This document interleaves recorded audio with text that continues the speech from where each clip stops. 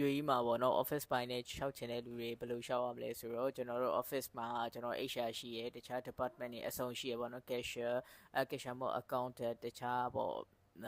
office ပိုင်းနဲ့ပတ်သက်လို့ပေါ့နော်ကိုကျွမ်းကျင်ရပေါ့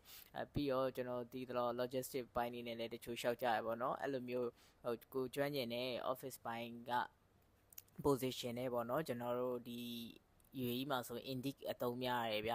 တခြား platform တွေလည်းရှိရဲဒါပေမဲ့တခြား platform တွေက scam များရပေါ့နော်AED ဘယ်လောက်ကြာမှာသူတို့ကလာစာပေးတာအရင်များပြီးတော့ဗျာကျွန်တော် Gmail ရဲ့ဝင်မဲ့လာစာဘလောက်ပေးမယ်ပြီးသွားလို့ရှိရင်ကျွန်တော်တို့ကိုပေါ့နော်သူတို့ရှိမှ interview သွားပြရခါကြရေးဘလောက်AED ဘလောက်သူတို့အရင်ဆုံးပေးခဲ့ရမယ်ပြီးသွားလို့ရှိရင်အလုပ်ကပေါ့အဲ့လိုမျိုးဗျာလိန်တာအရင်များရဗျပတ်စံပေးရမယ်ဆိုလို့ရှိရင်အလုပ်လျှောက်တဲ့အခါကျရင်ပတ်စံပေးရမယ်ဆိုလို့ရှိရင်အဲ့ဒီလုပ်ကိုမလျှောက်ပါနဲ့တခါတည်းမယူတော့ဘူးဆိုပြီး